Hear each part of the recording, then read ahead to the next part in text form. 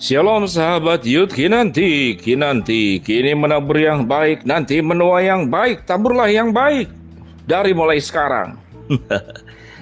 Kita mau bahas nih, yang penting diomongin, tapi nggak berani diomongin. Itu apa? Itu masalah seks dan seksualitas. Kita akan bahas tentang pengertian seks dan seksualitas dan bagaimana menyikapinya dengan benar. Sebelum menjelaskan apa itu dorongan seksual, sangat penting bagi kita untuk memahami lebih dalam mengenai pengertian seks dan seksualitas. Karena seringkali dua pengertian tersebut digunakan secara salah, kaprah dalam kehidupan sehari-hari.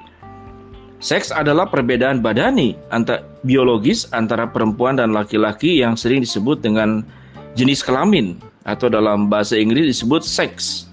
Sedangkan seksualitas menyangkut berbagai dimensi yang sangat luas, yaitu dimensi biologis, sosial, psikologis, dan kultural. Seksualitas dari segi dimensi biologis berkaitan dengan organ reproduksi dan alat kelamin, termasuk bagaimana menjaga kesehatan, memfungsikannya secara optimal organ reproduksi, dan dorongan seksual. Seksualitas dari dimensi psikologis erat kaitannya dengan bagaimana menjalankan fungsi sebagai makhluk seksual, identitas peran atau jenis, serta bagaimana dinamika aspek-aspek psikologisnya, kognisi, emosi, motivasi, perilaku terhadap seksualitas itu sendiri. Dari dimensi sosial, seksualitas dilihat pada bagaimana seksualitas muncul dalam hubungan antar manusia, bagaimana pengaruh lingkungan dalam membentuk pandangan tentang seksualitas yang akhirnya membentuk perilaku seksual. Dimensi kultural menunjukkan perilaku seks menjadi bagian dari budaya yang ada di masyarakat. Apa itu dorongan seksual? Apa itu? Dorongan seksual adalah keinginan untuk mendapatkan kepuasan secara seksual yang diperoleh dengan perilaku seksual. Hal yang wajar pada remaja muncul dorongan seksual karena ketika memasuki usia pubertas, dorongan seksual akan muncul dalam diri seseorang. Saat puber, organ-organ reproduksi sudah mulai berfungsi. Hormon-hormon seksualnya juga sudah mulai berfungsi. Hormon-hormon inilah yang menyebabkan munculnya dorongan seksual, yaitu hormon estrogen dan progesteron pada perempuan, serta hormon testosteron pada laki-laki. Hal yang perlu diperhatikan adalah ketika dorongan seksual muncul tidak diimbangi dengan pemahaman terhadap hal-hal yang berkaitan dengan perilaku seksual. Tidak ada perbedaan antara dorongan seksual yang dimiliki laki-laki dan perempuan. Tidak ada yang lebih tinggi. Walaupun di masyarakat muncul kepercayaan bahwa dorongan seksual pada laki-laki lebih besar dibandingkan perempuan, hal tersebut sebetulnya disebabkan oleh budaya yang mengizinkan laki-laki untuk lebih ekspresif termasuk dalam hal seksualitas. Sementara perempuan dilarang untuk menunjukkan ketertarikan seksual di depan banyak orang. Tidak adil. Apa itu perilaku seksual? Perilaku seksual seringkali dimaknai oleh orang banyak dengan hubungan seksual. Perilaku seksual ditanggapi sebagai sesuatu hal yang melulu negatif, padahal tidak demikian halnya. Perilaku seksual merupakan perilaku yang didasari oleh dorongan seksual atau kegiatan yang mendapatkan kesenangan organ seksual melalui berbagai perilaku. Perilaku seksual tersebut sangat luas sifatnya, mulai dari berdandan, mejeng, ngerling, merayu, menggoda, hingga aktivitas dan hubungan seksual. Hubungan seksual adalah kontak seksual yang dilakukan berpasangan dengan lawan jenis atau sesama jenis. Contohnya pegangan tangan, cium kening, cium basah, petting, intercourse, dan lain-lain.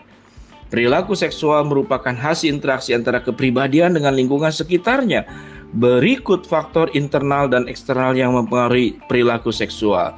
Perspektif biologis, perubahan biologis yang terjadi pada masa pubertas dan pengaktifan hormon dapat menimbulkan perilaku seksual. Pengaruh orang tua, kurangnya komunikasi secara terbuka antara orang tua dengan remaja dalam masalah seputar seksual dapat memperkuat munculnya penyimpangan perilaku seksual.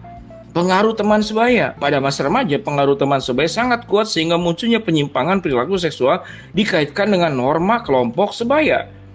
Perspektif akademik, remaja dan prestasi rendah dan tahap aspirasi yang rendah cenderung lebih sering memunculkan aktivitas seksual dibandingkan remaja dengan prestasi yang baik di sekolahnya.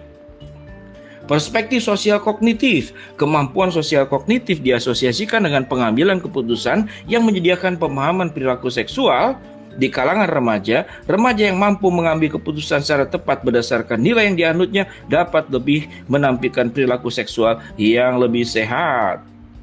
Bagaimana? Kira-kira demikian. Itu ringkasannya.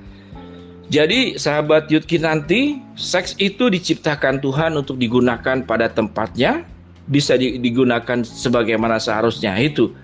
Jadi seks itu seperti pisau, salah digunakan melukai orang lain, merugikan orang lain. Benar digunakan maka membawa dampak yang positif. Sahabat Yud Kinanti, biarlah penjelasan ini boleh memberikan kepada kita pemahaman bahwa Allah menciptakan manusia menurut gambar dan rupa Allah, dan Allah memberikan yang namanya fisik kepada manusia untuk dikelola dengan baik. Sahabat Yud Kinanti, hindari perilaku seksual menyimpang karena itu merugikan dirimu, karena hidup kita tidak semata-mata seks. Ada norma, ada nilai, ada kebenaran, ada juga tata krama, ada juga budaya, ada juga nilai-nilai sosial, khususnya nilai kebenaran firman Allah. Demikian, karena ini kalau dijabarkan panjang sekali, nanti aja sesi yang berikut ya. Tapi minimal membedakan seks dan seksualitas beda. Seks itu gender, seksualitas itu adalah perilaku. Dan seks sendiri adalah anugerah Tuhan. Namun seperti pisau, disalahgunakan jadi bahaya, benar digunakan tepat pada tempatnya setelah engkau menikah nanti, maka itu menjadi sebuah keindahan dan berkat anugerah buat semuanya. Shalom sahabat Yud Kinanti. Ingat baik-baik, anugerah Tuhan dalam bentuk seks jangan disalahgunakan seperti pisau. Gunakan dengan baik dan tepat. Shalom. Tuhan memberkati. Kinanti, kini dan nanti. Kini menabur yang baik, nanti menuai yang baik. Yeah.